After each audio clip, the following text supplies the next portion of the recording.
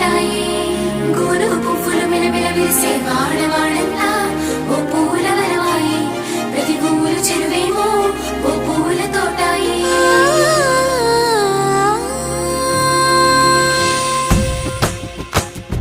పచ్చ పచ్చని పల్లె పచ్చని పల్లె మబ్బుల్లో లేసింది వాకిళ్ళు ఊడ్చి ముగ్గులు పెట్టింది అందాల బొడ్డమ్మ వాకిట్లో పెట్టి జైలెత్తి మొక్కింది కాపాడమంటూ గౌరమ్మ నడిగింది